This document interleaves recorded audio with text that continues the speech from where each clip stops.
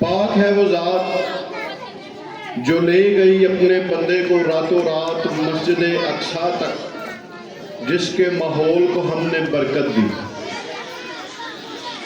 یہ آیت مبارکہ قرآن مجید کے وسط میں موجود ہے، جس میں مسجد حرام اور مسجد نبوی صلی اللہ علیہ وسلم کے بعد تیسرے مقدس ترین مقام کی اہمیت بیان ہوئی ہے۔ یہ مقام اس سرزمین پر موجود ہے جس کی طرف جد الانبیاء حضرت ابراہیم علیہ السلام نے ہجرت فرمائی، وہ سرزمین جس کا رخ حضرت لوط علیہ السلام نے کیا، وہ سرزمین جس میں یعقوب علیہ السلام کا مسکن تھا، جہاں یوسف علیہ السلام اس دار فانی میں تشریف لائے کہ جس کی طرف موسیٰ علیہ السلام تشریف لے گئے، اور جہاں داؤد سلیمان پیغمبران خدا حکومت کیا کرتے تھے، وہ سرزمین جہاں کلیم اللہ کو تورات، داؤد کو زبور اور روح اللہ کو انجیل عطا ہوئی، جس کا رخ کر کے تاجدار مدینہ صلی اللہ علیہ وسلم اللہ کے حضور سجدہ کیا کرتے تھے، وہ سرزمین جہاں پر حضرت محمد مصطفیٰ احمد مجتبیٰ صلی اللہ علیہ وسلم امام الانبیاء کہلائے اور تمام انبیاء کی امامت کے بعد معراج پر تشریف لے گئے۔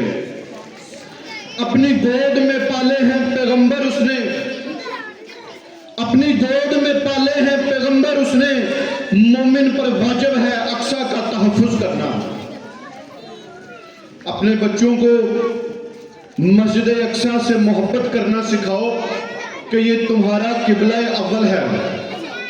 حاضرین محفل، تاریخ کی ورق گردانی سے معلوم ہوتا ہے کہ وہ سرزمین تاریخ اسلام کا گڑھ ہوا کرتی تھی، مگر عالمی سامراج نے ایک گھٹیا سازش کے تحت اس سرزمین مقدس کے باشندوں کو بے دخل کر کے قابض افواج کے کنٹرول میں دے دیا۔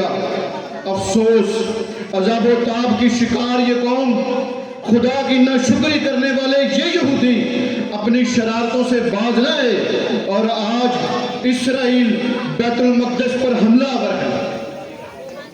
مجھے بتائیں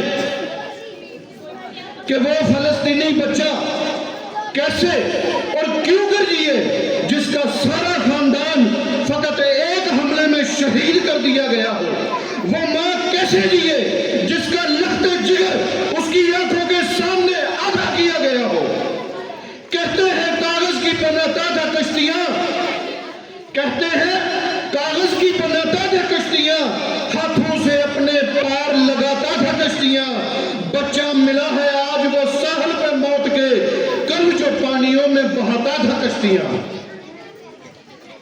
مجھے بتائیں وہ بیٹی کیسے جیے جس کے گھر، سکول اور خاندان سمیت اس کے خواب ریزہ ریزہ کر دیے گئے ہوں۔ غزہ کی بیٹی پر ظلم و ستم کی تمام حدود بار ہو چکی ہیں۔ اسرائیل کے ستم اور وحشت کی داستان نے ہلاکو خان اور چنگیز خان کی روحوں کو بھی شرما دیا ہے۔ تلواریں بیچ کر مسلح خرید لیے تم نے، بیٹیاں لٹتی رہی اور تم دعائیں کرتے رہے۔